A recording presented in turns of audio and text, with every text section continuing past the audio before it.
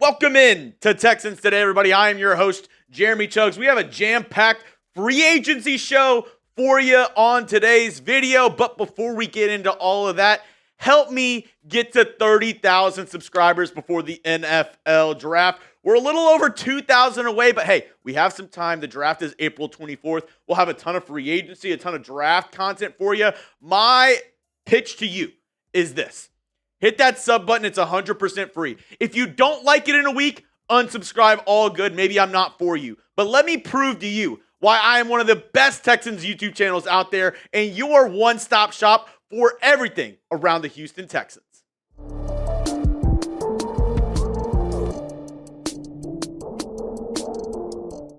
Welcome into Texans Today, everybody. Like I said on today's show, we're getting into free agency and some of the top free agent wide receivers that could make sense for the Texans this offseason. I got a lot of good reviews from my last video that was very similar to this around offensive linemen. So I thought, hey, why don't we do it around the wide receiver position, something that everybody wants to talk about. I have it kind of broken down into different categories, which the first category is actually guys who aren't even free agents as of me making this video right now. Here's some potential cut candidates that the Texans could look at if they're cut. I don't want to trade for any of these guys, right? I don't want to give up draft capital, but if they are cut, I am down to bring one of these guys in. I mean, the first name is maybe one of the most popular names out there, and it's Cooper Kupp, right?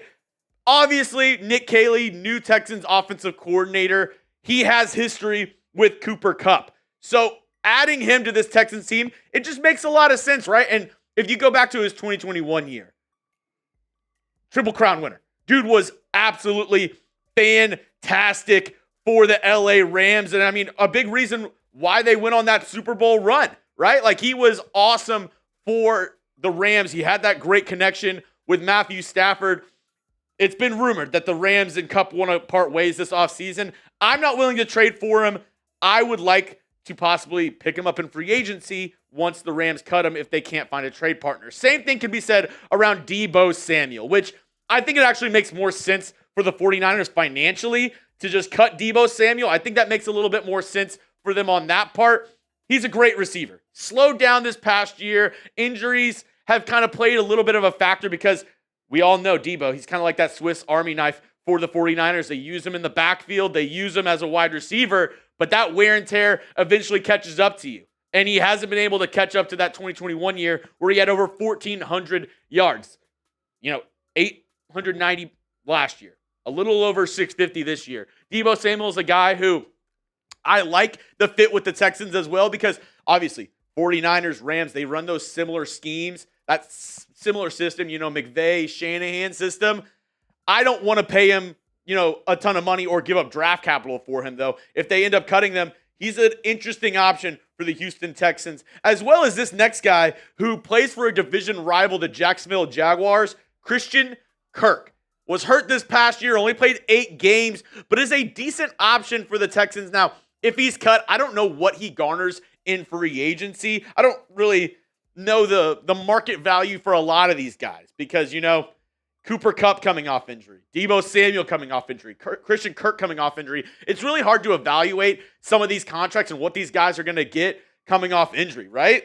We don't know how it's going to be. And free agency, it's all about what are people willing to pay and what is the free agent willing to accept as a bottom level offer for him. Like, if I told everybody at the start of last season you could get Derrick Henry on his contract with the Baltimore Ravens, I think most teams would say yes. But most teams did not go ahead and sign Derrick Henry. The Cowboys didn't even look twice at Derrick Henry. So I want to ask you this question, though, because we're going to talk about a lot of different types of receivers, right? You have your traditional X receiver on the outside. You have a slot guy who's more, can be more of a gadget guy, kind of like Tank Dell. Different kinds of receivers who fill different kinds of roles. I want you to go down and let me know, what kind of receiver do you think the Texans need? Do you think they need a big-bodied, catch it down the field wide receiver? Do they need a gadget guy, kind of like a Tank Dell? Go down in the comment section, and I want you to describe what kind of receiver the Texans need to sign or draft this offseason. If you get hit with the YouTube ad break, no problem. Scroll on down and give me your thoughts. honestly, this might be a cop-out answer for me for what the Texans need this offseason, but I think they need both a true X receiver and a slot type of receiver. I don't trust who the Texans have on their roster right now behind Nico Collins. Yes, you have John Mechie. Yes, you have Xavier Hutchinson. But both those guys have kind of underperformed for what the Texans and what Texans fans thought they could do for this team. So I think you'll see the Texans this offseason not only sign somebody in free agency, but also look into the draft to add more competition to that wide receiver room. Because it can't just be Nico Collins, right? And we know Tank Dell, injured, probably won't play for the most of the better part of this next season. And we can't really rely on him. So if you're looking at the Texans roster right now, they 100% have to add talent at the wide receiver position. Now, let's look at this next option, and this is probably the least popular one among all the options in my video. These are old and cheap options. You know, you could do like a KJ Osborne, a Noah Brown, Van Jefferson, Nelson Aguilar, Sterling Shepard, Demarcus Robinson, Mike Williams, Matt Collins, Tyler Boyd, Juju Smith-Schuster, all these guys over the age of 26, 27, and all of these guys I don't think would command a contract more than around $6-7 million a year, if that. I mean, the one name that kind of pops up is Van Jefferson, right? Another guy who formerly played for the LA Rams, kind of gets that system. Not a ton of production since 2021, right? Has been somebody who the Texans, I think, they could look at this guy, but wouldn't be an amazing option. It would be a cheap wide receiver free agent that you could bring in who kind of knows the system already, but it's not going to move mountains. And at that point, if you're going to sign an old, free agent, I mean, you have Robert Woods, right, who is a free agent right now. It's not a pick that Texans fans are going to love. I mean, I remember last offseason making tons of videos that Robert Woods wasn't even going to make the team this year. Obviously, I was wrong. He ended up making the 53-man roster. But if the Texans are going that route of like an older, cheap option, I could see them going for a Robert Woods. I would not love that idea. I think this next slide would probably be my option if you're going to go the cheaper route. I would much rather go a young and cheap option, obviously, because they have a little bit more upside, and maybe you can get somebody for cheap who turns out to be a really good receiver. And there's some interesting names on here, right? You have Dyami Brown, who kind of came on towards the end of last year for the Commanders, Tutu Atwell, Elijah Moore, Rondale Moore, Josh Palmer, Traylon Burks. A couple of guys who had some injuries this past year. Let's start with Joshua Palmer. And if you remember, if you've been watching my videos for a while now, before the Texans played the Chargers, I said the injury to Joshua Palmer is a massive factor for that game. And what happened? We didn't really see a lot of options for Justin Herbert. He threw a ton of interceptions because he didn't really have any good options behind Ladd McConkey. Joshua Palmer could have been that option, and I really like his game. He's had a couple, injury issues over the past couple of seasons, but I love the idea of going out and getting Joshua Palmer on a cheaper contract. I love his game, a longer receiver. I think can, run those medium, intermediate to long routes, deep routes. I really like the idea of going out and getting a guy like Josh Palmer, as well as somebody maybe like a Tutu Atwell. You see the connections here, right? It's always going to come back to those connections. He had not even arguably, his best career year this past season in 2024, 42 receptions, over 560 yards. Didn't find the end zone, but I think he could be a sneaky cheap option that Nick Caley knows what he's going to get with this guy and knows what kind of skill set and how to use him in the offense. That could be an easy transition for a new OC and Nick Caley to integrate a free agent wide receiver like a Tutu Atwell. This next guy comes with a little bit of risk. Rondale Moore did not play this past year. Got hurt in joint practice. He signed with the Atlanta Falcons. Did not play a single snap for them this past year. And you look past, 2021, 2022, 2023, for where he was drafted by the Arizona Cardinals, they really didn't get a ton of production out of Rondale Moore. He's still on the right side of, 25.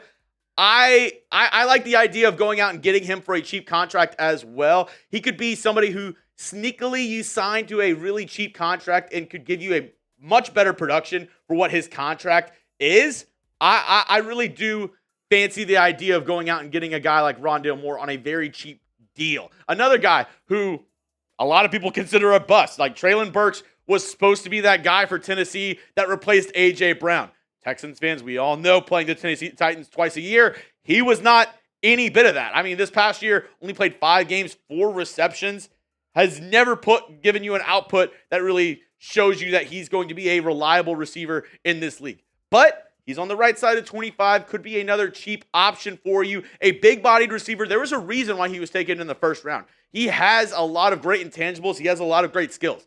But can he put that all together? He's had somewhat of a drop issue, a conditioning issue as well. I mean, did not have a good training camp for the Titans. I remember his rookie season and has not been able to recover from any of that. I mean, has just had an awful career so far in the NFL. Maybe he can turn it around, sign him to a very cheap contract and see if he can give you something. Rather, maybe a new scenery could help this young kid in Treylon Burks. Now, coming up, some splash options for the Texans at wide receiver. Maybe these next guys aren't as realistic, but if Nick Caserio wants to make another splash, wants to make another huge wave in free agency, if the Texans make some moves, they can definitely sign one of these next guys coming up in just a moment. Now, before I get into that, the new logo, we all know it's sick. And if you want to get some new logo swag, my friends over at Fanatics got you covered. The link for that is in the comment section and description of today's video. All you got to do, go to chatsports.com/Htown. That'll let Fanatics know that we sent you. It helps us out a ton. And they have a ton of cool options. If you're looking for any of the secondary logo stuff, like this Htown,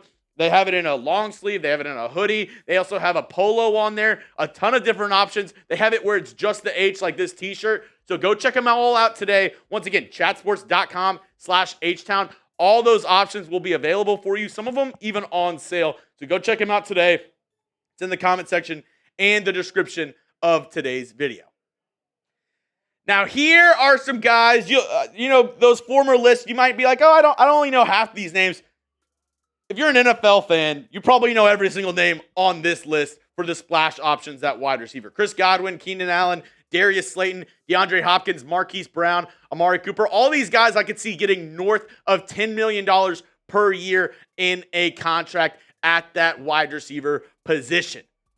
Let's first talk about Chris Godwin, who, 1,000 yards each of the past 3 seasons before this year, getting injured mid-year. I think is one of the big reasons why Baker Mayfield had the turnaround that he did in Tampa Bay, and also Tom Brady. They were able to get to the Super Bowl with him and Mike Evans being the main options there in Tampa Bay. I like the idea of Chris Godwin, but at the same time, with that injury history, if he's going to get, a 12, 13, $14 million per year contract, I think the Texans could allocate their funds in better ways. This next name coming up, maybe you've heard of him before. His name is DeAndre Hopkins, maybe one of the best Texans receivers of all time. Could we see a reunion with Hopkins? Before, that Texans-Chiefs game, Hopkins was talking with Cal McNair. I don't think there's a ton, I think Hopkins has more bad blood with Bill O'Brien than he does with the Texans organization. So I don't know what he gets on the open market this offseason. He's older, had an awful Super Bowl. We all watched it. He tripped over himself, did not have a good game. Ended up having some good catches in that game, but overall, I don't think had the game that he wishes he had. I don't think any Chiefs player had a game that they wish that they had. But still, I think is a good option as a number 2. Nico Collins being the number 1, DeAndre Hopkins being the number 2. It's just a question of how much does he get in free agency, and is he even willing to come back to Houston as a reunion to finish off his career? Another name that I've seen floated out there is Amari Cooper for the Buffalo Bills. This is another person where it's like, I don't necessarily know his trade value, right? Like the Cowboys traded him away for pennies on the dollar. The Cleveland Browns ended up trading him away to the Buffalo Bills. Gives you good production year in and year out, but has had a drop issue. Look at those drops. 2024, 12 drops. 2023, 7 drops. 2022, 12 drops again. That is a major concern. And if I'm going to be spending money on a wide receiver, big money on a wide receiver, I don't want drop issues like Amari Cooper. Now, this next guy, Darius Slayton, has some drop issues as well. Not as bad as Amari Cooper. I like Darius Slayton. I think he would fit well in this Texans offense. My only question is, if you're getting a guy like Darius Slayton, he's a little bit, one of the younger splash options that I have on my list. Is he worth the contract that he's going to get? Is he going to be a little bit overinflated? Because I've seen anywhere of, could he get in the range of $15, $16 million per year?